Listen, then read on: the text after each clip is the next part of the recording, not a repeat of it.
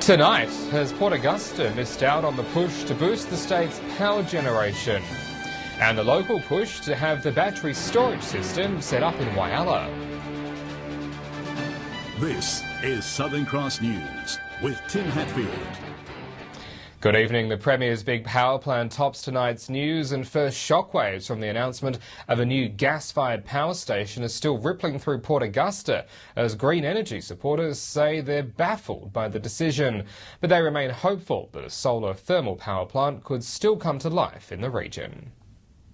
Repower Port Augusta has been fighting for a solar thermal power plant for over 5 years and is disappointed at the state government's continued support of gas. Because a couple of solar thermal power stations could provide the exact same stability in the grid, and yet it would avoid all fracking and the community angst that creates. The Shadow Energy Minister, who's also the local MP, says the government's $360 million spend on the new gas-fired power station could have been avoided by keeping the lights on at the former Alinta site. They could have spent significantly less than 1/10 of that only a couple of years ago to keep the Port Augusta power station temporarily open as part of a transition away from fossil fuels towards renewables. But the Premier says keeping open the now partially demolished station was never an option. It's an old coal-fired power station that was never offering the services that we require for this plant. Repower Port Augusta says the plan isn't the end for the 110 megawatt solar thermal power plant proposed by Solar Reserve. In fact, this week the state government also announced it had narrowed down its energy tender process to 3 bidders. We believe that it's likely that solar thermal is one of those 3 options. So we are now expecting Jay Weatherall to come through with the goods and deliver solar thermal for Port Augusta in June this year. The group also hopes the plant could be partially funded with the newly created $150 million Renewable Energy Technology Fund. Lauren Rose, Southern Cross News. And the government's plan to spend upwards of $500 million to secure the state's energy supply has been met with mixed reviews. The Liberal member for Flinders, Peter Treloar, has questioned the government's proposal, fearing the Eyre Peninsula won't be any more secure. It's the $500 million plan to protect our power future, but the state's energy project have left some answers still in the dark. There is nothing in this plan from the government to indicate that here on Eyre Peninsula will be any more secure or our energy will be any cheaper. So those things still need to be addressed. The energy plan, created in the wake of the statewide blackout and load shedding crisis, provides the SA government the resources to handle their own energy supply. But Mr Treloar fears the same problems will occur. The quality of the network is a real problem here. We are on the end of the line, whether you talk about Port Lincoln or Coffin Bay or Elliston or Streaky Bay or Ceduna. Ultimately, we're on the end of that line. And unfortunately, that still will be the case and poses a real problem. Energy Minister Tom Koutsantonis wasn't available for comment, but told Southern Cross News in a statement that introducing 2 new gas generators and a new grid-scale battery to the grid will ensure there is the backup power to help prevent load shedding. But Mr Treloar is adamant that won't be enough to secure Port Lincoln's power future. For this part of the world, ultimately, we won't be completely secure until there is some local generation capacity. Mr Koutsantonis also said if Mr Treloar wants to improve the security of SA's grid, he should tell the Prime Minister to introduce an emissions intensity scheme, which industry experts have said would improve stability and lower prices. However, Mr Treloar says questions about how Port Lincoln was left in the dark for so long during the September blackout have still gone unanswered. We haven't received adequate answers yet. Ultimately, what we need to know is that they're in place and are able to work should they be required. Jason Kemp, Southern Cross News. Meanwhile, Labor's MP for Giles, Eddie Hughes, says the company building a battery solar plant in Whyalla has the potential to build the state government's renewable energy battery. He also says the whole region has a role to play in the future of delivering electricity to the grid. While the state government is looking to gas to shore up a fragile electricity supply, batteries to store renewable energy are also in the mix. Eddie Hughes says SSE, which is building a solar plant in Whyalla, and others in the region are a perfect fit. There will be a battery component to this project, and there are clearly a number of other solar projects being proposed for the north of the state. SSE's Wyler plant will produce up to 6 megawatts in its first stage, using batteries to store energy in the event of high demand. Its major competitor would likely be Tesla, which has already discussed a battery farm with both state and federal governments. Mr. Hughes says while he'll speak with any company interested, they have to decide for themselves if they want to get involved. So it'll be up to the companies to determine whether they put in a bid for the batteries. And with pumped hydro and cogeneration at the Wyler Steelworks also on the horizon, Mr. Hughes says the region is in the right position to help power the state. The north of the state, and plus the peninsula with its massive wind resource, if we can address some of the transmission issues, will become an energy hub. This afternoon, the state government opened up expressions of interest to companies who wish to construct the grid battery. John Hunt, Southern Cross News. Well, stay with us. Still to come in tonight's local news, the push to get pets microchipped before a new law kicks in. The details ahead.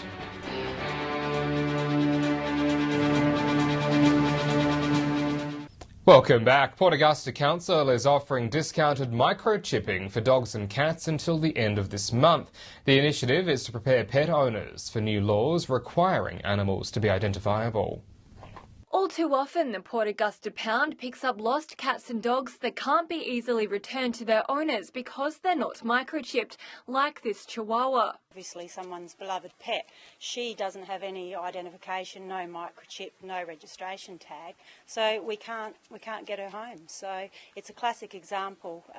If she was chipped, she would have been home straight away. New laws coming into effect next year will make microchipping compulsory, and in preparation, the Port Augusta Council is offering the service for $25 for the duration of March. You can collect the vouchers down at the Port Augusta Council office and then take your voucher to either vet, whichever is the preferred vet that you use. Both Port Augusta Veterinary Clinic and Red Gum Vets offer the service, which takes less than a minute. It's really easy. It's just a simple, quick process. It only takes a couple seconds. I just get a quick sort of injection and then that's it, yeah, and the microchip stays in there. It's little effort for big peace of mind. We got Daisy microchipped because although they're indoor-only cats, if they do get outside, we know we can get her back. As well as making it easier to reunite pets with their owners, it's hoped the new laws will stop backyard breeders letting go of unwanted animals. Any of your puppies or kittens must be chipped before they leave you to their new homes, which is really important because then we can, trace back any that may continually come through the pound to the breeder. Lauren Rose, Southern Cross News. Truck drivers operating B-doubles will have their route cut short in the state's mid-north. The state government is funding a new road link which will reduce travelling times and save money for truck operators.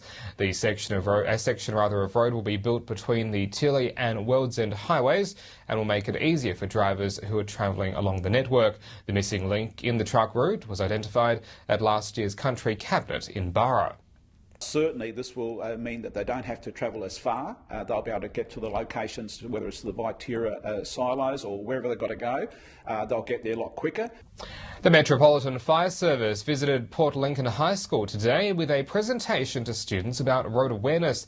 The initiative, now in its 8th year, was designed to prevent young road users from becoming an early statistic, and the message is getting through. They are one of the biggest risks on South Australian roads. But now young drivers are being schooled on just how to use their cars appropriately. We've been doing this for the past 8 years.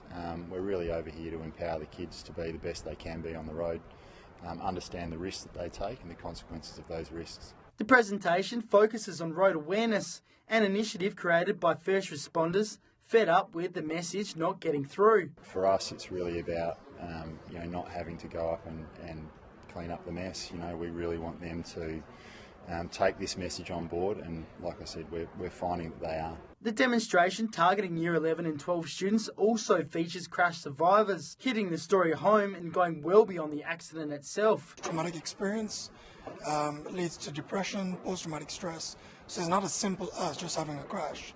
The ramifications are quite significant and long-lasting. The front foot approach by Port Lincoln High School and others throughout South Australia crucial in road accident prevention. They're in their critical times where they do take risks, unfortunately, and safety is paramount. And the message is clearly getting through. South Australian kids between the ages of 16 to 19 are doing this better than ever before, so they're really driving the road toll down. Jason Kemp, Southern Cross News. Oh, time now to have a check of what we're paying at the pump. Many of the region's petrol prices are on their way down, with only a couple seeing some slight rises. Here's Patrick with this week's Fuel Watch. With St Patrick's Day fast approaching, we're seeing a bit more green come onto the board. Starting with unleaded, and Port Pirie is now tied with Port Augusta as the cheapest prices in the Spencer Gulf. Both are on $1.25. It's another week of no movement for Whyalla. Port Lincoln is the only one to go up, but it's only minor. Here in Broken Hill, we've seen a 1 cent drop and tick down to $1.30 a litre.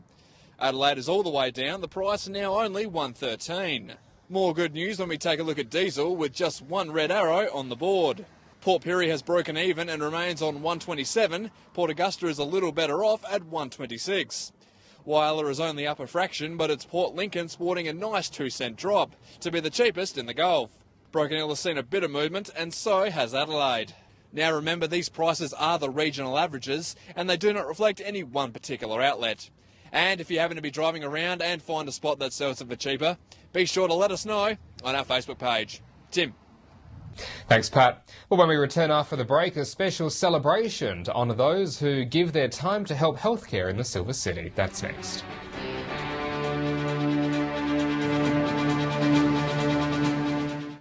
Welcome back. An art exhibition has opened at a cafe in Whyalla detailing the recovery of those who suffer from mental illness.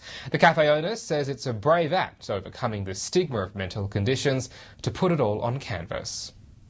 The colours may be bright, but these works of art explore the darkness that is mental illness. Sempre Cafe in Whyalla is playing host to recovery, an exhibition exploring what it's like to live with a health condition all in the head. We've had a gallery for local artists to exhibit their work now for just over a year, and we just want to be able to showcase living artists and their work. This exhibit follows on from the recovery exhibition held at the Middleback during Mental Health Week last year. A number of pieces follow on from last year, further detailing their recovery. Mr. Parisi says entrants find painting easier than talking about their condition. A lot of them suffer profound anxiety and find it very difficult to do it in conversation, but you look at their art and it speaks volumes. He says it takes courage to turn something very personal into an art piece for public display. Who have set their easels up in a public place, being outside in the alfresco area, who have put themselves in the public arena and have said, I suffer with mental illness every day. The exhibit will run through until the end of March. John Hunt, Southern Cross News. The Broken Hill Health Service recognised the incredible work of its volunteers by holding a special morning tea for them this morning. The service says it was a small but sincere gesture of appreciation for all the volunteers and everything they do for the health service. The Broken Hill Health Service has a strong team of volunteers that continue to donate their time every day of the year. Today was a day to recognise their tireless efforts. They're wonderful, and they add so much to the health service and to our community, because all of these volunteers, this is just one part of what they do. They also work, volunteer for the schools or for other organisations, so we're extremely lucky. One of the major volunteer-run services is the hospital kiosk. With a team of 70 volunteers involved, it raises thousands of dollars for the community. In the last 12 months to 2 years, we've donated something like $200,000. In the last 8 years, donated $1.2 million. The kiosk is currently looking for volunteers for Wednesdays. Volunteers also help out with palliative care, dementia, mental health and patient family support services, even providing aqua and tai chi classes. It's gentle, it's slow, it's mindful, it teaches us balance, helps our leg strength, it helps with arthritis, pain, any painful conditions. It's recommended by health organisations worldwide now. There was even a special cake to celebrate the priceless contributions the volunteers make. Look, absolutely. I think we're very lucky to have the people that we have working and committed to helping us do that little bit extra for our patients, and their support is really, really appreciated. And today was just to say thank you.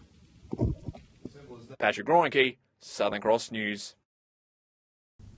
We're taking a look at sports now, and as we quickly approach winter, summer programs are starting to wrap up. This weekend was marking the end for several competitions across the region. Keziah Sullivan joins us now to take us through the results from the weekend just gone, and Kez, competition's really heating up now.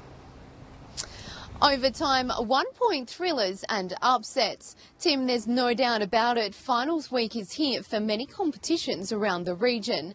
And if we start with the basketball, several cities will hold their grand finals this weekend. In Port Lincoln's men's, Rangers White defeated Lincoln South by 3 goals. They will now take on Tasman White this Friday night in a battle for the trophy. And in the women's, Waybacks just held on in a cliffhanger against Tasmans. They will now look to this weekend's big game against Boston's. Down to Whyalla, and Friday night we'll see Rapina take on Bevan in the men's preliminary final, and the winner of that will take on Wildcats in Saturday's grand final. In the women's, Demons 3 and Titans will battle it out, and the winner will back it up to play Rapina 1 on Saturday. Up to Port Augusta, and the close competition in the women's was evident in the final scores. A draw in the first game, and Devils managed to snatch a 1-point win over Falcons Black. Down to Port Pirie, and this week marks the final game in the minor round. Last week in the men's, Pacers continued their winning streak, and in an upset, Tomcats defeated Ducks. Taking a look at the tennis, and in Broken Hill there was wins for forehands, topspins and swallows. And in Port Pirie, Trinity knocked Railway Green out of the race to the grand final. This Friday night, Railway Black will now go up against Trinity in the end-of-season match. Moving on to the softball and baseball pitch, and there was more finals being played in Port Pirie. Cougars snapped up the first grand final spot with a win over the Cats, and Checkmates had a convincing win over the Tigers. Cats will now play Checkmates in the prelim. And in the baseball, Panthers failed to find the home base, while the Cats scored 10 runs. So competitors are fighting hard for those grand final spots, and for some teams, finals fever is bringing out their competitive spirit. Tim? Good stuff, thank you, Kez. Well, stay with us. After the break, we'll have a look at the local weather.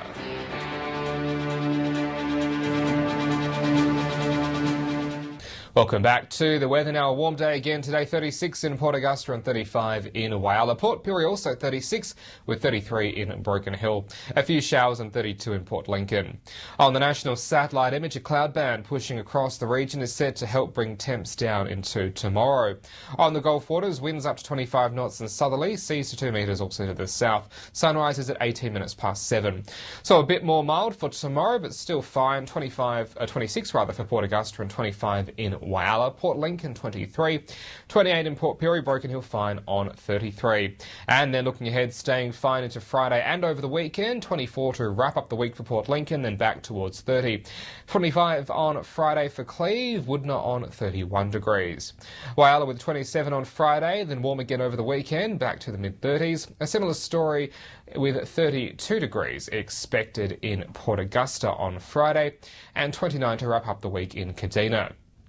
Port Pirie with 32 on Friday as well, also warm again for the weekend. Clare 30 on Friday, Broken Hill 34 for Friday and for Saturday. And that is the local news for this evening. Don't forget you can stay up to date with us on Facebook and on Twitter. We'll see you back here tomorrow night from 6:30. I'm Tim Hatfield from the Southern Cross News team. Enjoy your evening. Good night.